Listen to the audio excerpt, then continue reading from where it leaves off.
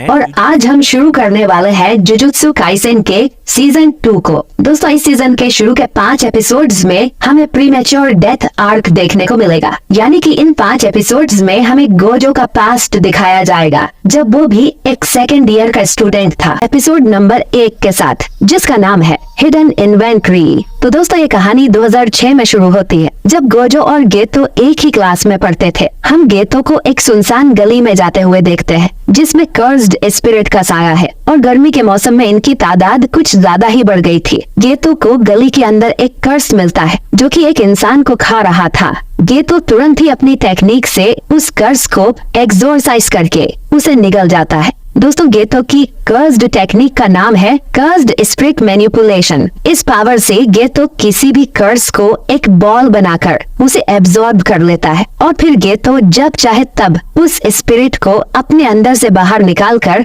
अपने हिसाब से उन्हें कंट्रोल कर सकता है, जो कि एक काफी ज्यादा पावरफुल टेक्निक है। और इसीलिए गेतो को सेकेंड ईयर में ही स्पेशल ग्रेड की रैंक दे दी गई थी। यानी गेतो भी गोजो जितना पावरफुल है। खैर, उस कर्ज को निगलने के बाद गेतो कहता है कि सिर्फ मैं ही जानता हूँ कि इसका स्वाद कितना ज्यादा घिनौना है, और वो किसी एक दिन की बात भी करता है, जिसके बारे में हम आगे जानेंगे। इसके बाद हम देखते हैं ग्रेड 1 सॉर्सरर मेमे और ग्रेड 2 सॉर्सरर लोरी को, जिन्हें हमने पिछले सीजन में भी देखा था। इन दोनों को एक भूतिया महल को इन्वेस्टिगेट करने का मिशन मिला था। इस घर में एक अमीर आदमी अपनी फैमिली के साथ रहता था, जिसके कई सारे रेस्टोरेंट्स थे। लेकिन पिछले साल आई महामारी में उसका सारा धंधा चौपट हो गया और कर्जे में डूबने की वजह से उसने अपनी फैमिली के साथ खुदकुशी कर ली थी। उसके बाद से ही ये अफवाह फैलने लगी कि वो महल भूतिया है, क्योंकि अब तक इंटरनेट आ गया था। फिर कई सारे स्टूडेंट्स मजे मजे में उस महल के अंदर गए थे, लेकिन वो कभी वापस नहीं लौटे। अब कोई और इसका शिकार ना बने, इसीलिए इन दोनों को वहाँ भेजा जा रहा था।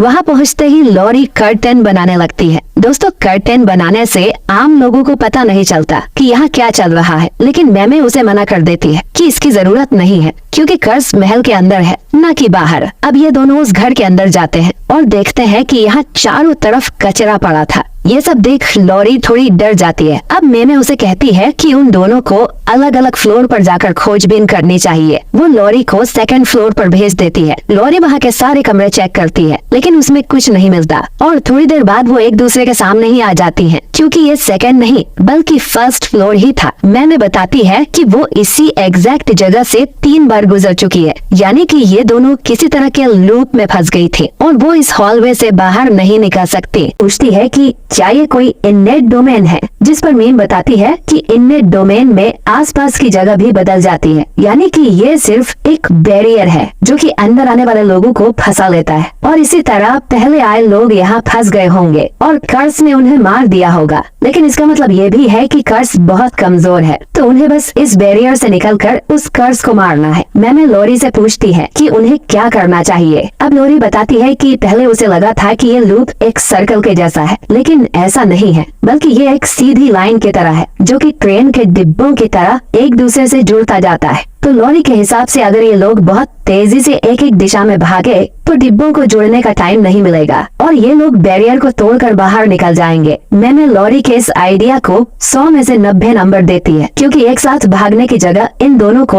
अलग अलग डायरेक्शन में भागना चाहिए, जिससे बैरियर और जल्दी टूट जाएगा। अब ये दोनों ऐसा ही करती हैं और लोरी को लगता है कि वो लोग कामयाब हो रही हैं, लेकिन फिर बैरियर के साथ साथ ये पूरा मेंशन भी टूटकर गिरने लगता है और लोरी किसी तरह उससे बाहर कूद जाती है। बाहर वो अपने जूनियर गोजो को देखती है, जो कि उसे बचाने आया था। दोस्तों, असल में इन दोनों को बैरियर के अंदर टाइम का पता नहीं लग रहा था और ये 2 दिन से वहाँ फंसी हुई थी, इसीलिए गोजो और गेतो को इन्हें बचाने यहाँ भेजा गया है। गोजो लोरी का मजाक उड़ाते हुए कहता है कि रोना बंद करो, अब मैं आ गया हूँ। जो सुन लोरी गुस्सा हो जाती है और तभी इस महल का कर्स इसके पीछे प्रकट होता है, जिसके लिए गेतो एक बड़ा सा कर्स बाहर निकालता है, जो कि उस कर्स को अपने मुंह में भर लेता है ताकि बाद में गेतो उसे भी एब्जॉर्ब कर सके। फिर गेतो भी लोरी का मजाक उड़ाते हुए कहता है कि गोजो, कमजोरों का मजाक मत उड़ाओ, जिससे लोरी और ज्यादा गुस्सा हो जाती है। लेकिन यहाँ एक तीसरी स्टूडेंट भी आई हुई थी, जिसे देख लोरी खुश हो जाती है। ये स्टूडेंट शोको है और इसे भी हमने सीजन 1 में देखा था। लोरी शोको से कहती है कि तुम इन दोनों की तरह बदतमीज मत बन जाना। मैमे को रियलाइज होता है कि वो दोनों 2 दिन से अंदर थी, तो वो इसकी एक्स एक्स्ट्रा फीस चार्ज कर सकती हैं। फिर वो गोजो से पूछती हैं कि उन लोगों ने कर्टन को बना दिया था ना, जो सुन गोजो, गेतो और शोको चुप ही रह जाते हैं क्योंकि वो तीनों ही कर्टन लगाना भूल गए थे। इसके बाद सभी लोग जुजुत्सु हाई में लौट आते हैं, जहाँ पर इन्हें अपने टीचर यागा से डांट पड़ती है, जो कि आगे चलकर इस स्कूल के प्रिंसिपल बनते हैं। खैर, उन्हें पता चलता है कि वो गोजो था जो कर्टन लगाना भूल गया था, जिसके लिए उसे सजा मिलती है। अब ये तीनों स्पोर्ट्स रूम में जाकर बास्केटबॉल खेलने लगते हैं। गोजो पूछता है कि हमें कर्टन लगाने की जरूरत ही क्या है, जबकि आम लोग ना तो कर्स को देख सकते हैं और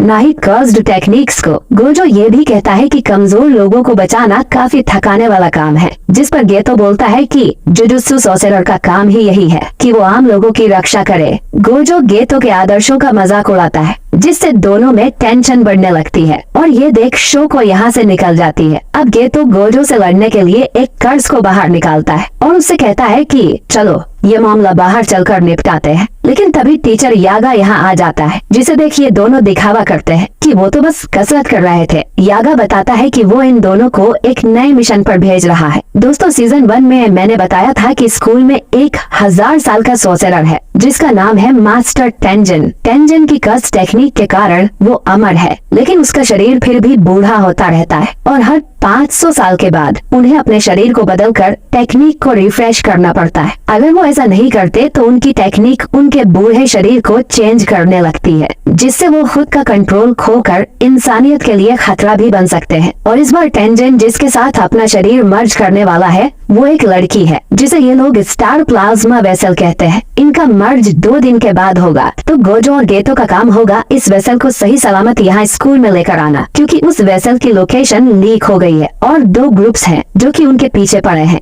पहला ग्रुप है क्यू, जिसमें कुछ कर्स यूजर्स हैं जो चाहते हैं कि टेंजन इंसानियत के लिए दुश्मन बन जाए, और दूसरा ग्रुप है टाइम वेसल एसोसिएशन, जो कि टेंजन की गॉड की तरह पूजा करते हैं, लेकिन वो नहीं चाहते कि टेंजन किसी से मर्ज करे, क्योंकि इससे उनकी पवित्रता खराब हो जाएगी। और हाँ, इस ग्रुप में कोई भी कर्स यूजर नहीं है। खैर, इसके बाद गोजो और गेतो उस होटल के पास जाते हैं जहाँ उस वेसल को रखा गया था। गेतो अकेले ही अंदर जाता है और गोजो बाहर ही निगरानी रखता है। दोनों फोन पर बात कर रहे थे, जिसमें गोजो घमंड दिखाते हुए बोलता है कि हमें क्या दिक्कत हो सकती है, आखिरकार हम दोनों सबसे पावरफुल हैं। जो सुन गेतो उसे समझाता है कि इतना ओवर कॉन्फिडेंट होना अच्छी बात नहीं है और उसे अपने सीनियर्स से भी थोड़ा सभ्य तरीके से पेश आना चाहिए, क्योंकि कुछ दिनों में उनकी मुलाकात मास्टर टेंजन से भी हो सकती है। इसके बाद गेतो उस कमरे की डोरबेल बजाता है और अंदर से एक लड़की जवाब देती है कि वो आ रही है, लेकिन तभी वहाँ एक बड़ा धमाका हो जाता है। गेतो एक कर्स्ड स्पिरिट को कवच की तरह यूज कर खुद को बचा लेता है और देखता है कि वो लड़की बिल्डिंग से नीचे गिर रही थी। इसके बाद गेतो एक उड़ने वाले स्पिरिट को बाहर निकालता है और उस लड़की को हवा में ही पकड़ लेता है। ये धमाका ट्यू ग्रुप के सोल्जर कोकुन ने करवाया था, पर वो देखता है कि उस लड़की को गेतो ने बचा लिया है। इधर गोजो पर भी एक सोल्जर ढेर सारे चाकू फेंकता है, लेकिन जैसा कि हम जानते हैं कि गोजो के आसपास एक इन्फिनिटी शील्ड है, जिससे गोजो को कुछ भी नहीं होता। ये सोल्जर गोजो को पहचान लेता है, क्योंकि उसने गोजो के नाम के काफी चर्चे सुने थे और वो गोजो को लड़ने के लिए चैलेंज करता है। गोजो इसके लिए मान जाता है, लेकिन एक शर्त पर कि वो इस सोल्जर को तब तक नहीं मारेगा जब तक वो उससे रहम की भीख न मांग ले।